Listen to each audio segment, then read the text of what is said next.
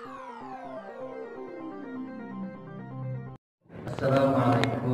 warahmatullahi wabarakatuh. Alhamdulillah, wassalatu wassalamu ala rasulillah wa ala alihi wa ashabihi wa man wala, wa la hawla wa la quwwata illa billah. Allahumma anfa'na bima 'allamtana warzuqna 'uluman tanfa'una wa zidna ilma. Allahumma arinal haqqa haqqan warzuqna ittiba'ah wa arinal batila batilan warzuqna ijtinabah. Allahumma barik lana fi Rajab wa Sya'ban wa ballighna Ramadan. Allahumma ballighna Ramadan. Allahumma ballighna Ramadan. Allahumma hdina wa hdi bina waj'alna sababan liman ihtada. Amin ya rabbal alamin. Alhamdulillah, segala puji bagi Allah atas nikmat dan karunia Bapak-bapak dan ibu-ibu sekalian, jamaah salat subuh Masjid As-Sa'adah rahimakumullah. Kita bisa bertemu di masjid kita yang kita cintai ini. Setelah kita melaksanakan di sini, kita buka hari kita dengan amal saleh yang luar biasa, yaitu salat subuh berjamaah di masjid. Kemudian insya Allah kita akan lanjutkan dengan kajian kita membaca kitab Riyadhus Shalihin. Insya Allah. Alhamdulillah. Bapak dan Ibu sekalian yang dimuliakan Allah Subhanahu wa taala, sebagai pengantar untuk kesekian kalinya, di mana sih posisi kita mengkaji kitab Riyadhus Shalihin ini?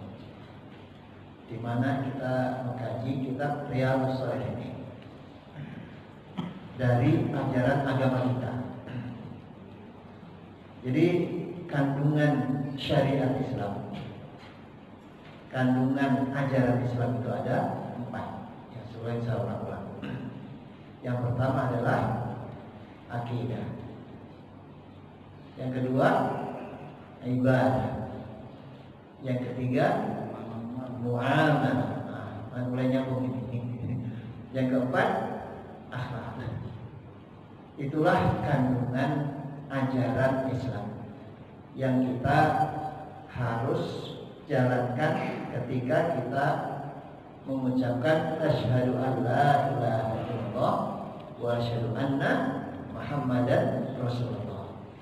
Aku bersaksi bahwa tiada Tuhan selain Allah dan Nabi Muhammad sallallahu alaihi wasallam adalah utusan Allah. Setelah itu kita menjalankan 4 hal ini yang harus kita jalankan. 4-4-nya dijalankan, tidak boleh diambil satu ditinggal yang lain. 4 itu apa? Akidah, keyakinan. Harus ada keyakinan yang harus kita yakini, yaitu yang disebut dengan namanya akidah tadi. Bentuk akidah ini adalah rukun iman. Bentuknya adalah rukun iman. Iman itu letaknya di pola pikir, kemudian letaknya di hati. Jadi gak bisa dilihat, gak bisa dirasakan, gak bisa diraba, gitu ya. Itu ininya, rukun iman. Akidah. Yang kedua adalah ibadah. Ibadah yang harus kita lakukan setelah kita meyakini tadi. Ada ritual yang harus kita jalankan. Bentuk daripada ibadah ini adalah rukun Islam. Rukun Islam. Jadi harus ada amalan yang kita laksanakan, ritual kita yang harus kita laksanakan, yaitu apa? Ibadah. Bentuknya rukun Islam.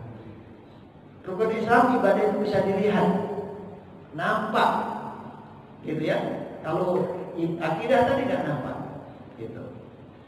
Kemudian yang ketiga adalah disebut namanya muamalah. Muamalah.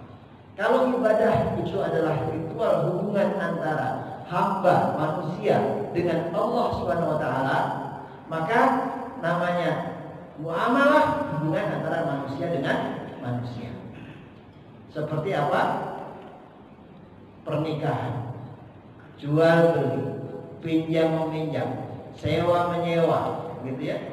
Pembagian waris, faraid, dan seterusnya. Peradilan, hubungan internasional, itu adalah muamalah, gitu ya.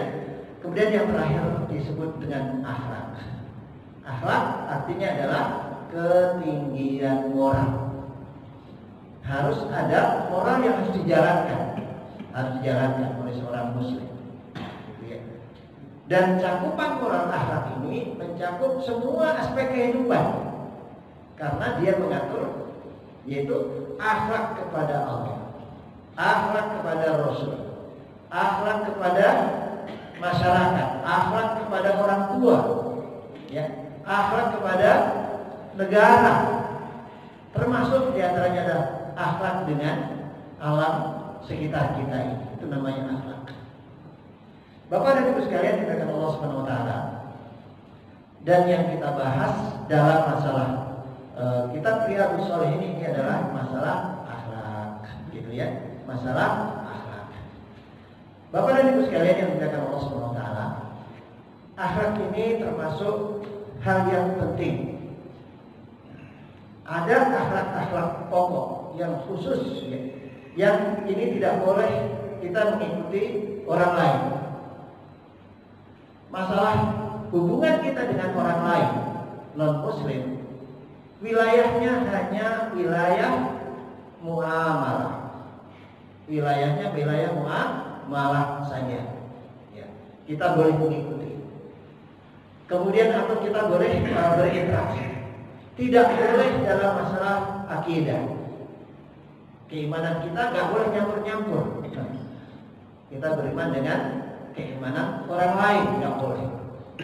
Yang kedua adalah ibadah, kita nggak boleh nyampur-nyampurin juga. Lakum dinukum waliyadin, gitu. Kemudian akhlak juga begitu. Akhlak kita ada akhlak-akhlak pokok asasiah yang kita tidak boleh bercampur dengan orang lain, mengikuti orang lain, nggak boleh.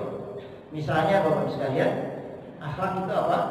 Seperti cara berpakaian. Nah, ada misalnya seorang muslimah nggak boleh mengikuti akhlak atau cara berpakaian wanita non muslimah misalnya. Kalau kita lihat misalnya di India, pakaian wanita itu apa? Pakai kain sari, pakaiannya bagus, warnanya gitu ya, luar biasa bahannya. Tapi apa? Pusarnya kelihatan. Nah, itu masalah akhlak. Muslimah nggak boleh itu. Nah, walaupun di sana dalam perlakuan ada hal-hal yang ada apa namanya, ada sesuatu yang tidak mutlak, enggak ada. Tapi kita nggak boleh, harus tahu, oh ini akhlak Islam. Kalau dengan orang lain, oh itu boleh kita ikuti, karena sebenarnya dalam Islam dibolehkan, bukan karena itu kita mengikuti orang lain. Jadi masalah akhlak. Maka inilah yang akan kita kaji dari kitab Riyadhus Shalihin ini, ya, pembahasannya masalah akhlak. Jadi saya berharap nanti Bapak dan Ibu itu tahu kalau kita mengkaji, misalnya ada Ustaz mengkaji masalah bagaimana fikih ibadah, berarti pembahasannya masalah ibadah. Kemudian ada lagi misalnya nanti tentang masalah keimanan kepada Allah, imanan kepada malaikat, berarti bicara masalah akidah, gitu ya. Kemudian nanti misalnya berbicara tentang muamalah Islamiyah misalnya, fikih muamalat, gitu ya. Berarti bicarakan masalah muamalah. Jadi biar gak bingung. Baik. Bapak dan Ibu sekalian yang dimuliakan Allah Subhanahu wa taala, akhlak kali ini kita akan membahas tentang bab istihbabil musafahah indal liqa wa bashashatil wajhi wa taqbili yadir rajul salih wa taqbili waladihi syafaqatan wa mu'anaqatan syafaqatan wa mu'anaqatul qadim min safari wa karahati al-ihna. Bab pembahasan istihbabil musafahah, yaitu disunnahkannya bersalaman. Nah, nanti kita akan bicara ini. Indal liqa, ketika bertemu. Wa basyashatil wajh, dan senyum, ya, wajah yang cerah. Wa taqbili yadir rajul salih, dan mencium tangan orang yang saleh. Wa taqbili waladihi, dan mencium anaknya, syafaqatan. Wa mu'anaqatil qadim, mencium tadi karena apa? Syafaqatan, yaitu karena kasih sayang. Wa mu'anaqatil qadim min safar, dan ketika ketemu dengan orang yang baru datang dari safar itu dipeluk. Wa karahati al-inhina, dan makruh hukumnya untuk menundukkan ataupun membungkukkan badan. Bapak dan Ibu sekalian yang dimuliakan Allah Subhanahu wa taala, ketika kita membahas masalah akhlak, ini adalah dalam rangka untuk mendekatkan hati kita dengan saudara kita. Ini adalah akhlak terhadap antara manusia dengan manusia. Jadi seperti saya bilang tadi, cakupan akhlak itu banyak, ya. Akhlak kepada Allah, akhlak kepada Rasul, akhlak kepada orang tua, akhlak sesama muslim, gitu ya. Kemudian bahkan akhlak kepada alam semesta, alam sekitar kita, gitu. Nah, kali ini kita akan berbicara tentang akhlak sesama muslim, yaitu ketika bertemu. Bagaimana sih kita ketemu? Kita akan bacakan beberapa hadis. An Abi Al-Khattab Qatadah qala qultu li Anas akanatil musafahatu fi ashabi Rasulillah sallallahu alaihi wasallam? Qala na'am, rawahu Bukhari. An Abi Al-Khattab Qatadah qala qultu li Anas akanat al-musafahatu fi ashabi Rasulillah sallallahu alaihi wasallam? Qala na'am, rawahu Bukhari. Diriwayatkan dari Abu Al-Khattab, seorang perawi hadis namanya Abu Al-Khattab Qatadah. Ia berkata, qala qultu li Anas, aku bertanya kepada Anas, akanatil musafahatu, apakah al-musafahah, salaman, fi ashabi Rasulillah, dilakukan oleh sahabat-sahabat Rasulullah? Qala na'am, ya. Qala na'am, ya. Rawahu Bukhari. Di sini Bapak sekalian, seorang perawi hadis, seorang tabi'in, itu bertanya kepada sahabat Rasulullah. Sahabat Rasulullah ini bernama Anas bin Malik. Anas bin Malik ini adalah sahabat Rasulullah sallallahu alaihi wasallam, sekaligus beliau itu khadimu Rasulullah sallallahu alaihi wasallam. Khadim itu pembantu. Jadi Rasulullah SAW banyak punya pembantu. Pembantu itu bukan budak, ya, beda. Pembantu itu bukan budak. Kalau budak itu orang tidak merdeka, dibeli, dijual. Tapi kalau khadim, pembantu itu orang merdeka, tapi pembantu, itulah kurang lebihnya. Beda dengan budak. Kalau budak itu statusnya adalah seperti hak milik, barang milik, ya. Seorang budak itu seperti itu, dimiliki, bisa bisa dijual, bisa dibeli, bisa diwariskan. Tapi kalau khadim itu orang merdeka yang membantu kita, membantu seseorang, itu khadim. Dan Sayyidina Anas radhiyallahu anhu, beliau adalah khadimu Rasulullah sallallahu alaihi wasallam.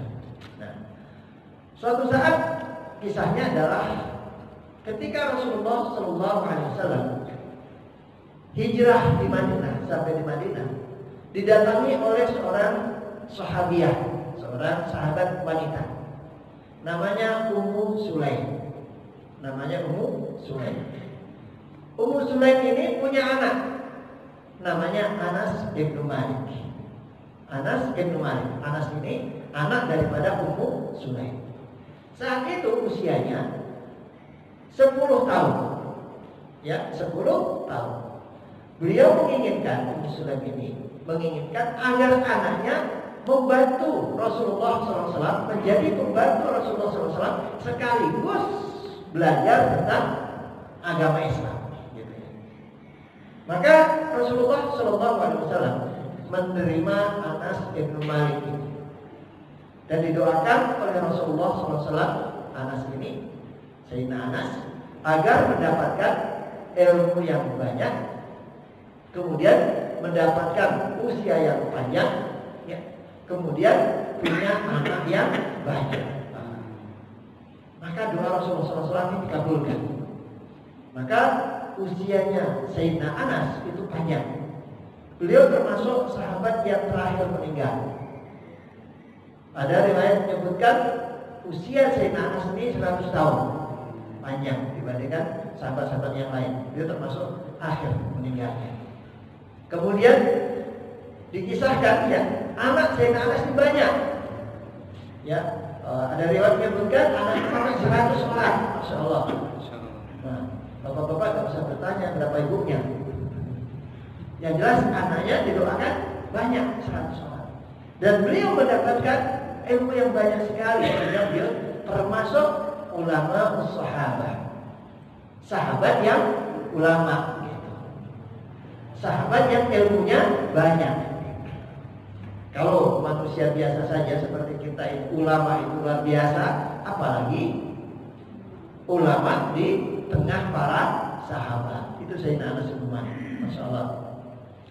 Jadi Sayyidina Anas ditanya oleh Abdul Khattab Qatadah tadi, apakah sahabat-sahabat Rasulullah SAW saat itu kalau mereka bertemu saling bersalaman, maka Sayyidina Anas bin Malik menyatakan ya. Dan ketika itu menunjukkan bahwasanya para sahabat bersalaman, berarti ada dua hal yang kita bisa simpulkan. Yang pertama, mereka melihat Rasulullah SAW melakukan itu. Atau yang kedua, Rasulullah SAW mengizinkan dan tidak melarang. Kalau yang pertama yang melihat tadi, maka itu adalah namanya hadis fi'li, yaitu perbuatan Rasulullah SAW. Dan perbuatan Rasulullah SAW adalah hadis juga, gitu ya. Yang disebut apa dengan hadis fi'li? Hadis fi'li, fi'li artinya perbuatan. Kemudian yang kedua, berarti Rasulullah SAW membiarkan. Kalau ada yang bersalah, Rasulullah membiarkan. Kalau membiarkan itu berarti apa? Takrir kalau dalam bahasa hadis. Takrir artinya adalah keputusan. Jadi hadisun takriri, yaitu hadis yang diputuskan oleh Rasulullah SAW. Jadi hadis itu, ya, apa yang disebut hadis atau sunnah? Sunnah, definisi sunnah menurut ulama hadis adalah kullu ma udhifa ila Nabi sallallahu alaihi wasallam min qaulin aw fi'lin aw takririn aw sifah. Segala sesuatu yang dinisbahkan kepada Rasulullah SAW. Jadi segala sesuatu yang dinisbahkan kepada Rasulullah. Min qaulin, dari perkataan. Jadi kalau perkataan Rasulullah itu namanya sunnah. atau hadis, gitu ya. Al-fi'lan, perbuatan Rasulullah SAW, itu juga disebut dengan sunnah atau hadis. Al-takririn, yang tadi itu Rasulullah melihat sahabatnya melakukan sebuah perbuatan dan Rasulullah tidak mengingkari, tidak melarang, membiarkan, itu namanya takrir. Dan yang terakhir adalah sifat, artinya sesuatu yang menjadi kebiasaan Rasulullah, itu sifat, gitu ya. Ini yang disebut dengan hadis. Sehingga kita bisa dari sini maka kita bisa melihat bahwasanya al-musafahatu, bersalaman, itu adalah merupakan akhlak daripada umat Islam. Hadis yang kedua, wa Anas radhiyallahu anhu qala lamma jaa ahlul Yaman qala Rasulullah sallallahu alaihi wasallam qad ja'akum ahlul Yaman wa hum awla man jaa bil musafahah. Rawahu Abu Dawud bi isnadin sahih.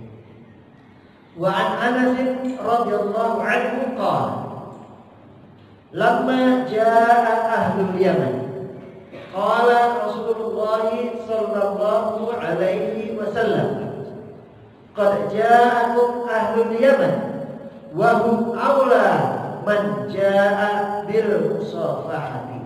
Rawahu Abu Dawud bi isnadin sahih. Hadis yang kedua ini diriwayatkan oleh Sayyidina Anas juga.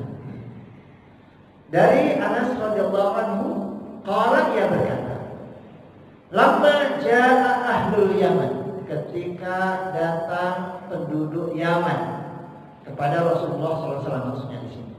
Jadi ada rombongan dari Yaman datang kepada Rasulullah SAW. Qala Rasulullah sallallahu alaihi wasallam, Rasulullah SAW bersabda, qad ja'akum ahlul Yaman, wahai penduduk Madinah, wahai umat Islam, telah datang kepada kita saat ini penduduk Yaman, orang-orang Yaman. Wa hum awla man ja'a bil musafahah. Mereka itu ya lebih berhak terhadap salaman. Jadi salaman itu ya termasuk yang menjadi kebiasaan ahlul Yaman. Jadi ketika mereka ahlul Yaman, kebiasaannya adalah apa? Kalau ketemu musafahah, bersalaman. Maka ketika mereka datang ke sini, maka mereka lebih berhak untuk kita salami. Datang ahlul Yaman itu sekalian rahimahullah di awal kedatangan mereka ke Madinah. Mereka banyak sekali ya kabilah-kabilah di Yaman. Nah, saat itu hijrah ke Madinah itu hukumnya wajib. Hijrah ke Madinah hukumnya apa? Wajib.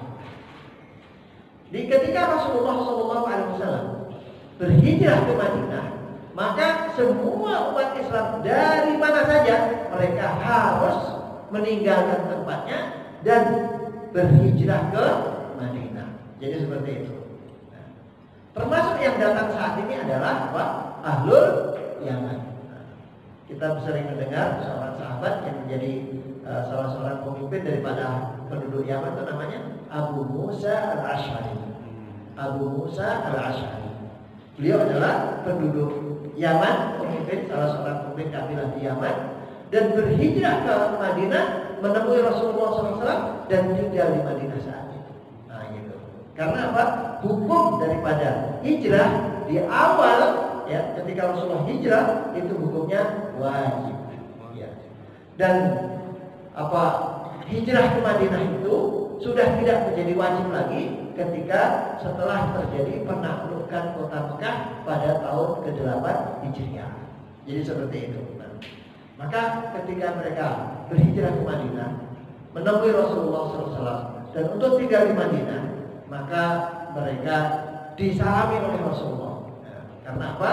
Mereka itu penduduk yang biasa bersalaman dan mereka lebih berhak untuk disalami. Ini hadis Rasulullah SAW yang kedua tentang salaman.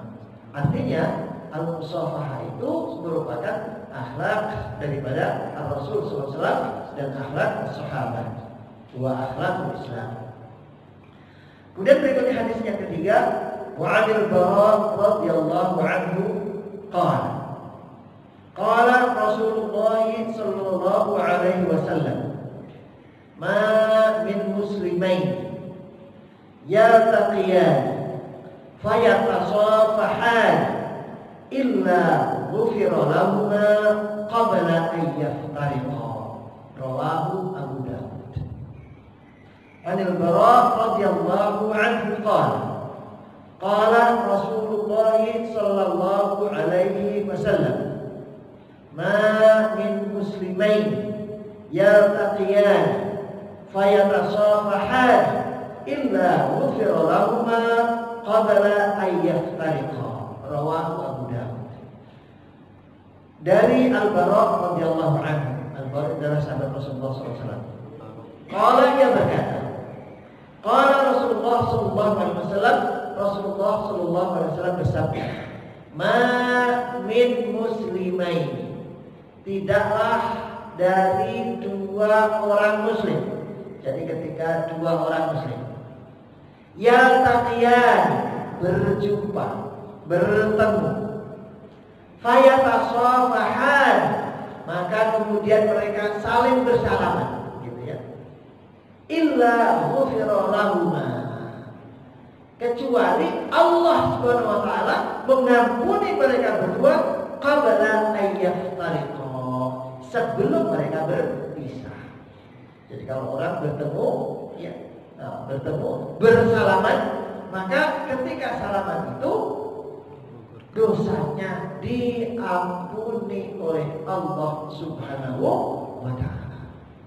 Qabla an yaftariqa, sebelum mereka berpisah atau sebelum mereka melepaskan tangannya.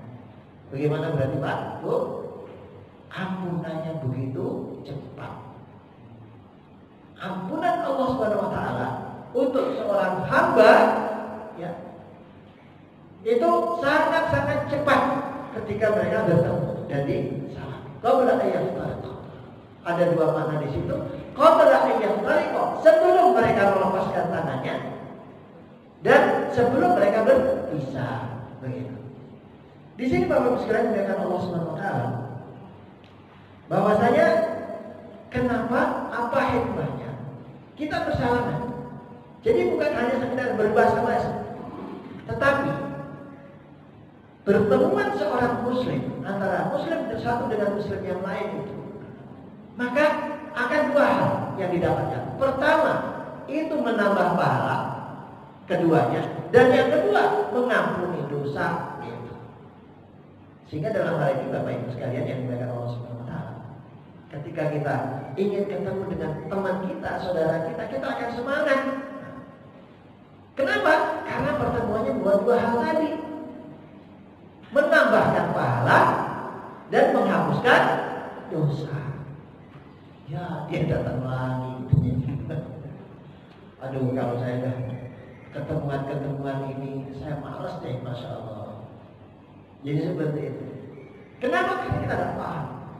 Padahal kita menghapus dosa itu, dosa kita ini bertambah setiap saat tanpa kita niatkan, tanpa kita rencanakan, tanpa kita anggarkan.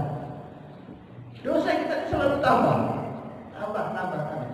Tapi peluang untuk mendapatkan penghapusan dosa sebenarnya juga luas sebenarnya.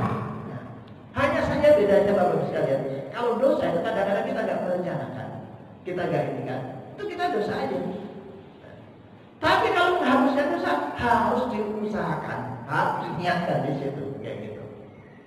Salah satu contohnya adalah gimana? Yaitu al-musafahah, ketemu dengan teman kita, saudara kita, dua orang muslim tadi. Dosa di sini yang diampuni itu apa, Bapak sekalian? Dosa yang diampuni di sini adalah dosa-dosa kecil, bukan dosa-dosa besar. Dosa-dosa kecil itu diampuni oleh Allah Subhanahu wa taala. Banyak dosa-dosa kita yang kita tidak rencanakan, kita berdosa aja. Misalnya kita tanpa kita sadari, kita diam-diam kita ngomongin dalam hati kita saudara kita, itu orang kayak begini. Ingat saya dulu begini. Waduh, jahat sekali. Nah, itu dosa aja dia sudah, gitu ya. Nah, maka ketika kita bertemu, ya tasawwuhani Allah ampunkan dosa itu, tanpa kita harus ngomong. Maafkan saya sudah ngomongin kamu gini. Gak perlu. Nah, itu. Jadi seperti itu. Dan yang dosa yang diampuni ini Bapak Ibu sekalian, itu dengan syarat dan ketentuan berlaku. Yaitu dosa-dosa kita akan diampuni oleh Allah Subhanahu wa taala ketika kita menjalankan yang wajib, yang fardu, gitu. Yang wajib dan fardu. Yang wajib dan fardu itu apa? Seperti sholat. Sholat itu adalah kunci dari penghapusan segala dosa. Ketika kita tidak sholat, alhamdulillah, sholat Muslim nggak sholat, nah, maka Allah nggak akan ampuni. Karena apa? Kunci daripada diterimanya amal kita dan diampuni dosa kita ketika kita menjalankan yang fardu dulu, gitu. Yang fardu dulu. Yang wajib. Kemudian apa? Tinggalkan yang haram itu. Yang haram tinggalkan. Yang haram ditinggalkan. Ketika yang haram tetap dilaksanakan, yang fardu tidak dijalankan, maka dosa-dosa kecil tadi tidak akan diampuni oleh Allah Subhanahu wa taala. Makanya kalau tentang urgensi pentingnya salat, awwalu ma yuhasabu bil 'abdu yaumil qiyamati as-shalah. Fa in salahat salaha al-'amalu kullu. Fa in fasadat fasada al-'amalu kullu. Jadi yang diterima pertama kali di akhirat nanti, yang diterima pertama kali adalah apa? Salat. Salatnya bagus sudah, yang lain bagus, selamat, aman. Salatnya jelek, maka yang lain ditolak. Ini pentingnya yang sama. Jadi syarat dan ketentuan berlaku.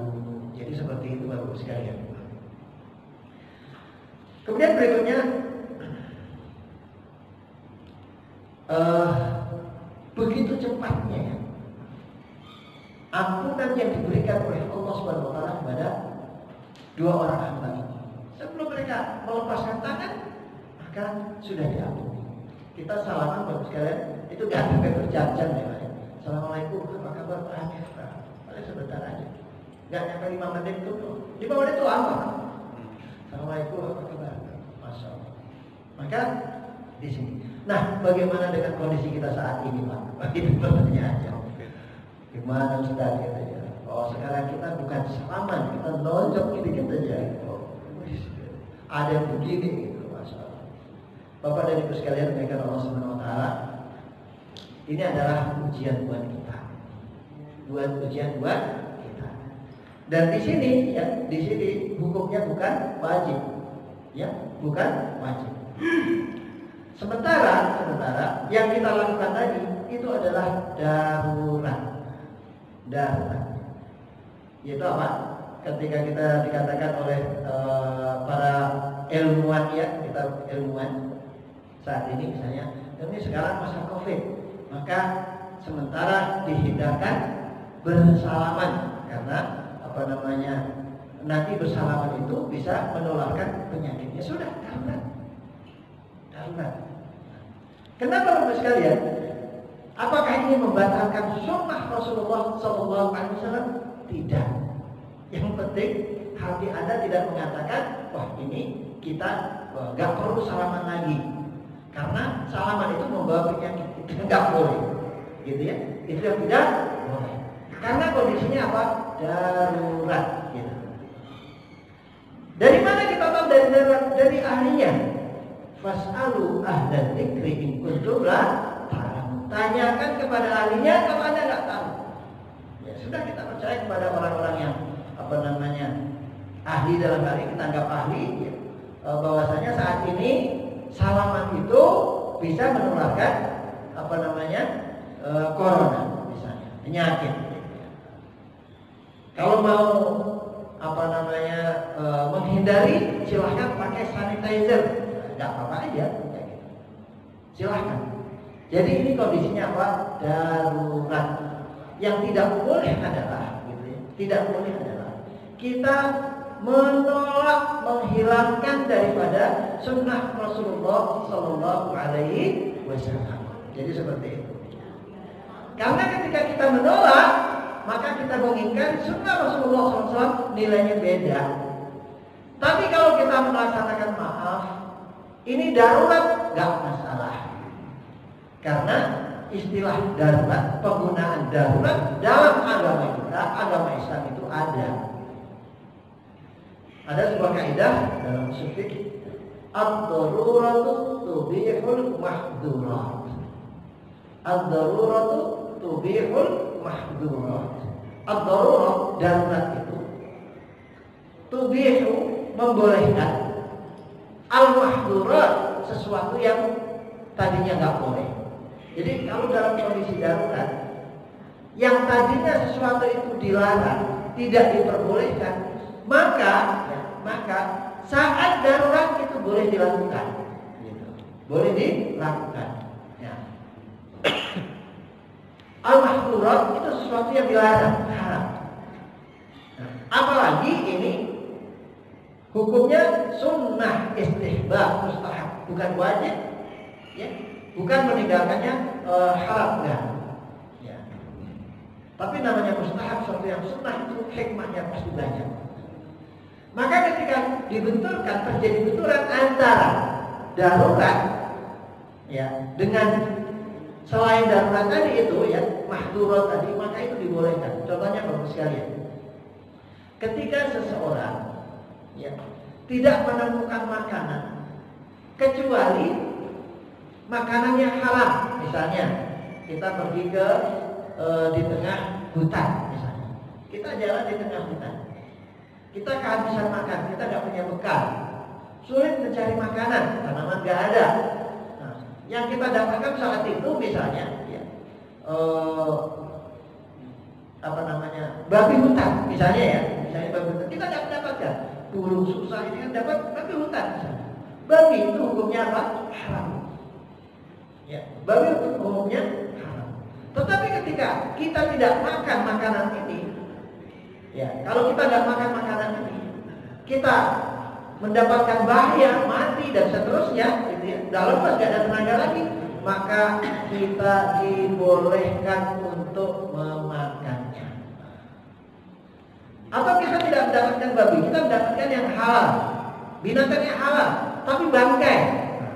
Misalnya ada ada kijang yang kejepit, ketimpa batu, misalnya mati dia, masih bagus, masih segar, alhamdulillah dapat makanan. Nah, kijangnya halal, tapi ketika dia mati tidak disembelih, maka dia menjadi bangkai, hukumnya haram. Boleh kita memakannya, itu namanya mahdurat. Seberapa bolehnya kita memakan? Ada kaidah lain dalam masalah darurat ini, ad-daruratu tuqaddaru biqadariha.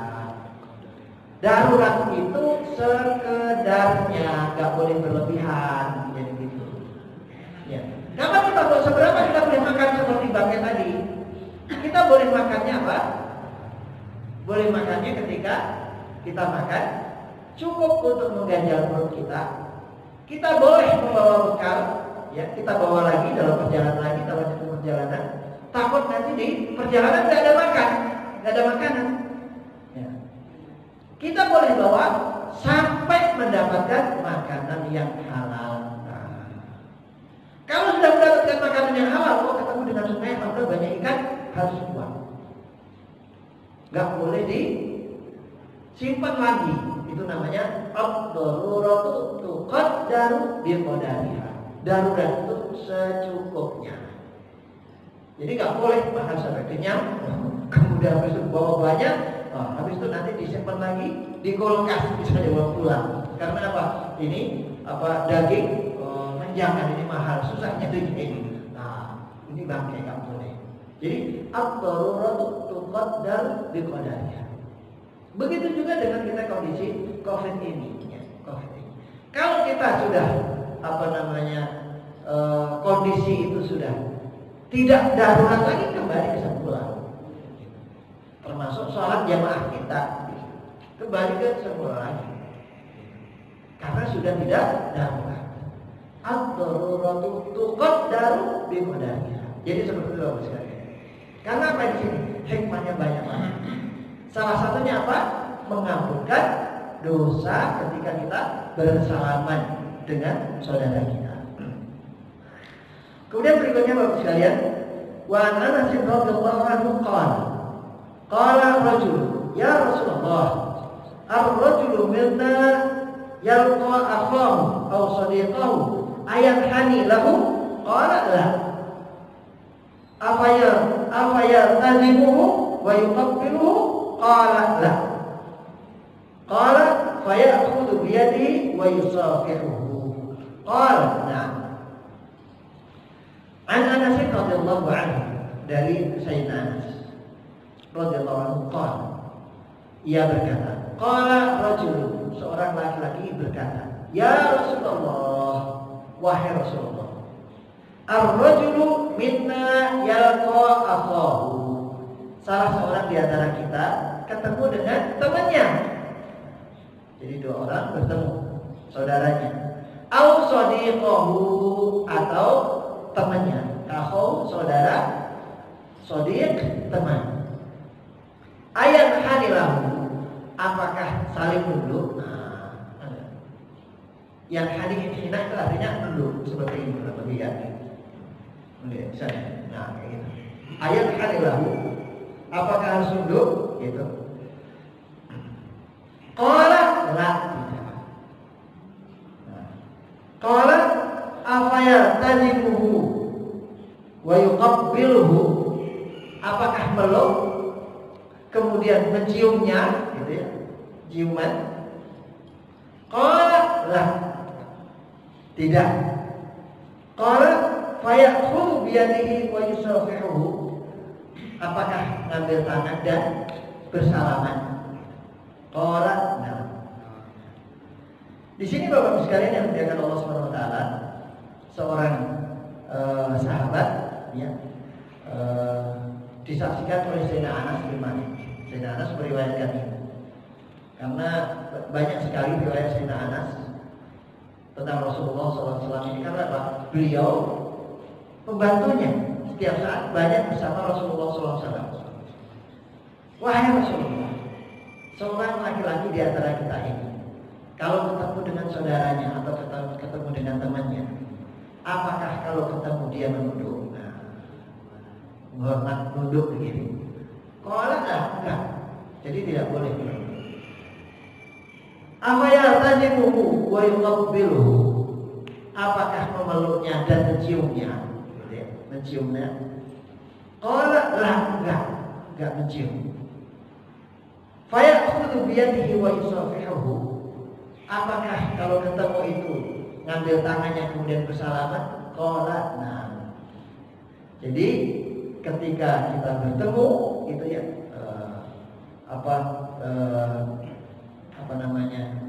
itu disunnahkan untuk apa? Bersalaman.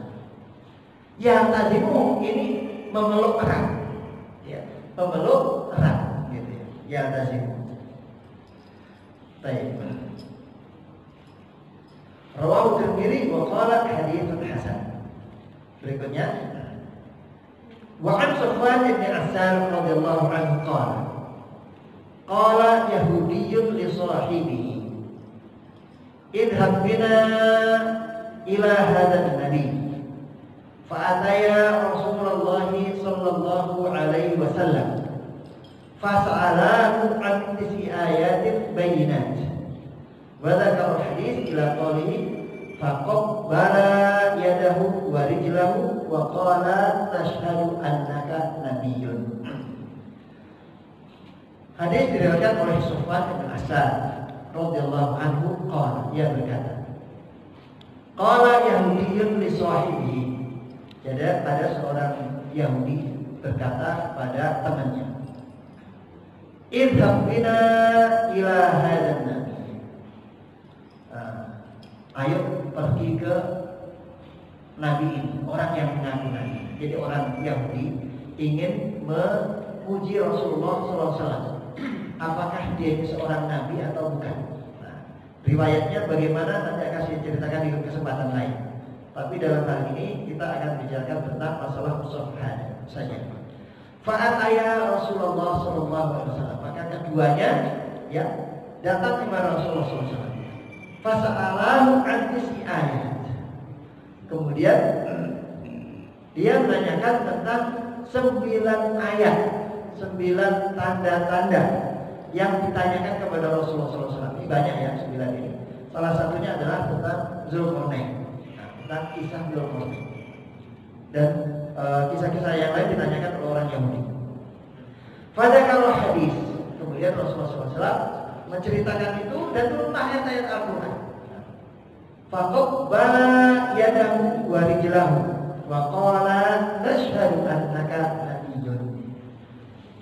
Maka setelah dijelaskan oleh Rasulullah dan turun ayat-ayat Al-Quran yang menjelaskan tentang tadi, maka kedua orang Yahudi tadi mencium tangan Rasulullah SAW, dicium tangannya. Wa qabbala rijlahu, dan mencium kakinya, saking hormatnya kepada Rasulullah SAW. Wa qala, dan dia berkata, nashhad annaka nabiyyun. Aku bersaksi engkau sesungguhnya adalah nabi. Jadi di situ mencium tangan dan mencium kaki. Nah, mencium tangan dan mencium kaki Rasulullah Sallallahu Alaihi Wasallam. Jadi mencium tangan boleh, dan di sini mencium kaki juga boleh, ya. Terutama adalah kepada orang yang sangat kita hormati, misalnya orang tua. Kepada orang tua, mencium tangan dan mencium kaki. Baik. Kemudian Wa'alib Umar radhiyallahu anhuma Wa'alib Umar radhiyallahu anhuma qismatun qala fiha fadarawna minan nabi sallallahu alaihi wasallam faqabbalna yadahu rawahu Abu Dawud. Jadi ini Sayyidina Abdullah bin Umar ya, juga mengisahkan tentang mencium tangan, ya, mencium tangan. Dan Rasulullah SAW mencium tangan Rasulullah SAW. Artinya di sini bagus sekalian, ketika selain ketemu tadi ya dengan musafahah, mencium tangan itu dibolehkan. Terutama adalah kepada orang yang kita hormati, orang tua. Ya. Orang yang kita hormati, misalnya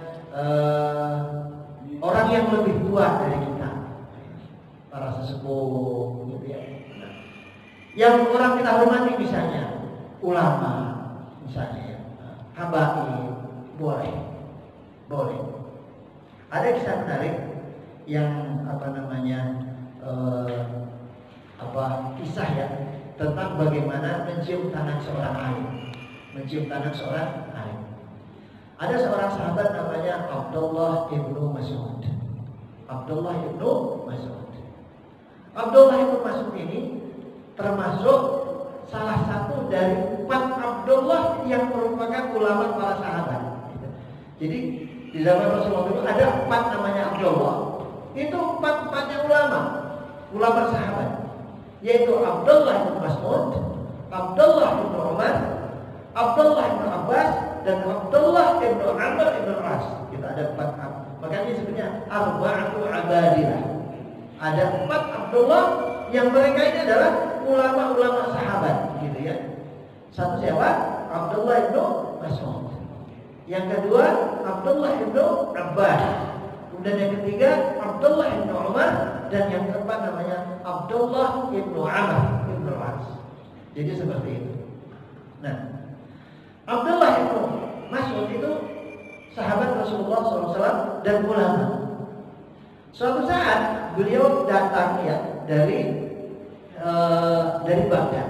Sebelumnya beliau diperintahkan untuk ke Baghdad, mengajar di Baghdad. Suatu saat beliau datang ke Madinah. datang ke Madinah. Suatu saat beliau datang ke Madinah naik unta. Ketika memasuki kota Madinah, ini beliau adalah seorang ulama sahabat. Ketika beliau datang ke Madinah, kedatangannya itu dilihat, disaksikan oleh namanya Sayyidina Abdullah bin Abbas. Abdullah bin Abbas ini adalah putra daripada Sayyidina Al-Abbas radhiyallahu anhu. Al-Abbas itu paman Rasulullah sallallahu alaihi wasallam. Jadi masih pamannya. Dan Abdullah ini anaknya. Berarti Abdullah bin Abbas itu sepupu daripada Rasulullah sallallahu alaihi wasallam. Dan Sayyidina Abdullah bin Abbas ini memiliki posisi yang sangat istimewa. Ya. Dan Rasulullah SAW berdoa secara khusus, ya, untuk Sayyidina Abdullah bin Abbas ini. Jadi ini Ahlul Bait, keluarga Rasulullah SAW. Kemudian juga ulama juga. Rasulullah mendoakan secara khusus, Allahumma faqihhu fiddin wa 'allimhu at-ta'wil. Ya Allah, pahamkan dia tentang agama, atau ajarkan dia supaya paham agama. Jadi jadi seorang ulama. Wa 'allimhu, dan ajarkan kepada dia ya Allah, kepada Abdullah ini at-ta'wil, tafsir Al-Qur'an. Makanya kalau kita sering membaca tafsir atau mendengarkan kajian tafsir Bapak sekalian, maka yang banyak tentang tafsir salah satunya siapa? Sayyidina Abdullah bin Abbas. Jadi pendapat Abdullah bin Abbas tafsir ini begini kayak gitu. Itu Abdullah bin Abbas. Sehingga apa? Beliau ini Ahlul Bait, keluarga Rasulullah SAW dan ulama. Jadi ketika Sayyidina Abdullah bin Mas'ud datang dari luar, dari Baghdad, memasuki kota Madinah, Sayyidina Abdullah bin Abbas menemuinya dan disalami, sedang naik unta, disalami, kemudian dicium tangannya. Kemudian dicium tangannya, Masya Allah. Dan Abdullah bin Mas'ud ini lebih tua daripada Sayyidina Abdullah bin Abbas. Karena Abdullah bin Abbas ini masih sahabat muda, ya, sahabat muda. Sahabat tapi masih muda. Abdullah bin Mas'ud ini lebih tua dibandingkan Abdullah bin Abbas. Maka ketika ketemu dengan Sayyidina Abdullah bin Abbas, dicium tangannya. Maka Sayyidina Abdullah bin Mas'ud radhiyallahu anhu kaget dan menegur. Lima sholat tahada. Kenapa Anda melakukan ini, katanya? Kenapa Anda mencium tangan saya, kata Abdullah bin Mas'ud. Kenapa? Karena apa? Sayyidina Abdullah bin Mas'ud itu tahu persis bahwasanya Abdullah bin Abbas itu adalah Ahlul Bait, keluarga Rasulullah SAW. Ahlul Bait. Sekalipun dia masih muda, tapi dia ini Ahlul Bait untuk mencium saya. Maka Sayyidina Abdullah bin Abbas mengatakan apa? Hakana allamana Rasulullah sallallahu alaihi wasallam an nahtarima ulama. Beginilah Rasulullah SAW mengajarkan kepada kami bagaimana menghormati ulama. Jadi seperti itu. Jadi Sayyidina Abdullah bin Abbas Ahlul Bait yang harusnya dihormati, gitu ya. Kan beliau masih muda, gitu ya. Kemudian beliau mencium tangan daripada Sayyidina Abdullah bin Mas'ud. Karena apa? Sayyidina Abdullah bin Mas'ud adalah ulama. Dan menghormati ulama itu dianjurkan, diperintahkan oleh Rasulullah SAW. Makanya Sayyidina Abdullah bin Mas'ud mengatakan, lima sholat tahadah. Ketika ditanya seperti itu, wahai Abdullah bin Abbas, kenapa Anda melakukan ini? Hakana allamana Rasulullah SAW an nahtarimal ulama. Beginilah Rasulullah mengajarkan kepada kami untuk menghormati ulama. Ulama itu siapapun dia, gitu ya. Kalau dia adalah ulama, maka dia berhak untuk dihormati atau kita harus menghormati. Kemudian setelah itu, Bapak sekalian, apa yang dilakukan Sayyidina Abdullah bin Mas'ud? Sayyidina Abdullah bin Mas'ud lebih tua dari Sayyidina Abdullah bin Abbas. Maka Sayyidina Abdullah bin Mas'ud turun dari unta, ya, turun dari unta, kemudian mudda ya, mana tangan katanya. Ya, dia menanya, mana tanganmu tadi? Yang mencium tangan saya tadi mana? Kemudian diambil tangannya, kemudian dicium oleh siapa? Sayyidina Abdullah bin Mas'ud. Jadi diganti dicium. Padahal Sayyidina Abdullah bin Abbas ini siapa? Orang yang lebih muda. Maka Sayyidina Abdullah bin Mas'ud kaget dan menegur, lima sholat tahara. Kenapa Anda berbuat ini? Katanya. Lima sholat tahara. Kenapa Anda berbuat seperti ini?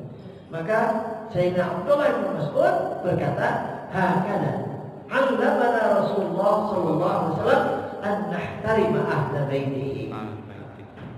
Beginilah Rasulullah sallallahu alaihi wasallam mengajarkan kepada kami umatnya untuk menghormati ahlul bait. Sekalipun dia masih muda, sekalipun dia masih kecil, ahlul bait yastahiqqul ihtiram. Berhak untuk dihormati. Wajib kita untuk menghormatinya. Jadi seperti itu Bapak sekalian. Jadi dari sini maka mencium tangan orang yang kita hormati itu boleh. Jadi jangan kagok gitu ya. Cium tangan enggak? Nah, kalau cium tangan jadi enggak pasti. Udah cium saja. Bismillah. Dan ternyata Bapak sekalian berkata Allah Subhanahu wa taala, cium tangan itu apa? Apalagi bagi orang tua, orang sepuh, orang kita hormati, ya, seorang ulama, begitu ya. Ketika kita ini kan, itu langsung masuk ke dalam hati, langsung masuk. Saya punya pengalaman dan saya laksanakan ini, Masya Allah. Suatu saat saya bertemu dengan seseorang, dan saya belum pernah ketemu dengan beliau sebelumnya. Tapi beliau sudah mendengar nama saya. Waktu itu kalau masih belajar di Mesir ya, masih belajar di Mesir. Karena adik saya muridnya Pak Kiai ini. Dan dia belum pernah ketemu dengan saya. Tapi kalau adik saya memang menghafal Al-Quran kepada Pak Kiai tersebut. Ketika saya ketemu, saya sowan ke beliau, gitu ya, saya cium tangannya. Masya Allah. Itu istilahnya Pak Ustadz itu Pak Kiai tersebut terkesan sekali dengan apa yang saya lakukan. Padahal yang saya lakukan itu hanya sederhana saja. Dan itu adalah sebuah kewajiban kita sebagai anak muda. Gitu ya. Saya cium tangannya dan saya mengatakan, mohon doa Pak Kiai, semoga ilmu saya bermanfaat. Kemudian beliau berdoa dan yang menarik apa? Yang menarik itu berita yang disampaikan oleh adik saya menceritakan setelah itu kan kami bisa. Kemudian beberapa tahun berikutnya adik saya ikut ke Mesir dan menceritakan, Masya Allah, Mas katanya, Pak Kiai itu sangat terkesan dengan Mas Dur. Adik saya menjadi Mas Dur, dengan Mas Dur. Apa yang beliau katakan? Beliau itu ingin memuji-puji Mas Dur katanya. Masya Allah. Padahal mereka ilmunya tinggi. Ya Allah, kita malu. Ada apa yang kita lakukan Bapak sekalian? Hanya mencium tangan. Artinya Bapak sekalian dengan Allah Subhanahu wa taala, cium tangan itu kepada orang tua, terutama orang tua kita, keluarga kita, itu masuk ke dalam hati.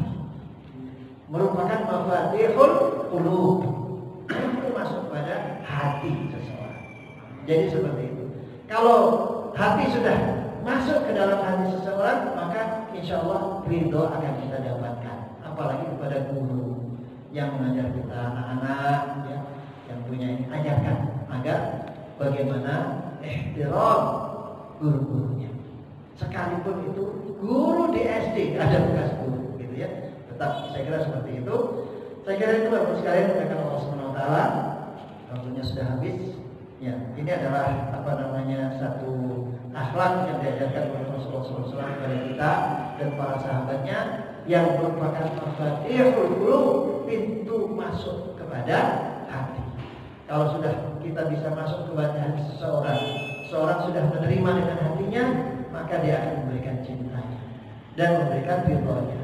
Dan ridho orang-orang yang baik, ya, orang-orang yang kita hormati, orang tua dan seterusnya, maka ridho nasi ghayatun la tudrak, yaitu ridho itu gak ada batasnya. Kalau orang sudah ridho, insya Allah luar biasa. Doa akan selalu diberikan untuk kita. Saya kira itu yang bisa saya sampaikan pada kesempatan ini, Bapak Ibu sekalian. Semoga Allah SWT mengaruniakan kepada kita ilmu yang bermanfaat. Semoga hari-hari kita, sisa-sisa kita ini menjelang Ramadan, kurang lebih sekitar 14 hari lagi ya, atau 13 hari lagi kita nyampe. Semoga Allah SWT sampaikan kita sampai kepada Ramadan. Amin. Karena Ramadan itu atau usia ini adalah rahasia Allah. Allahumma balighna Ramadan, Allahumma balighna Ramadan, Allahumma balighna Ramadan. Amin. Dan biasanya Bapak-Ibu sekalian, yang kalau hari-hari begini saya itu selalu sensitif ya. Ketemu dengan Ramadan. Emosional. Itu apa sensitifnya gimana? Sensitifnya Sedih. untuk selalu mensyukuri ketika Allah memberikan usia kepada kita. Gitu ya. Misalnya pekan yang lalu ada teman saya, ada teman kita semua, ada Ustadz Ika Fitriadi misalnya, meninggal begitu cepat. Ya Allah, ini sebelum Ramadan kurang berapa? Sekitar 20 hari, 15 hari ya, 20 hari atau kurang lebih. Nanti siapa lagi. Jadi seperti itu. Bahkan kadang-kadang saya tuh ini hari ini ada nggak yang meninggal? Ketika kita dipanjangkan usia kita sampai kepada Ramadan, walaupun hanya 1 hari atau 2 hari, kita bersyukur banget kepada Allah SWT. Allahumma balighna Ramadan. Allahumma balighna Ramadan, Allahumma balighna Ramadan. Aku qouli hadza wa astaghfirullahaladzim. Jazakumullahu khairan. Assalamualaikum warahmatullahi wabarakatuh. Waalaikumsalam warahmatullahi Subhanallah wa wabarakatuh. bihamdika. Subhanakallahumma bihamdika, asyhadu an la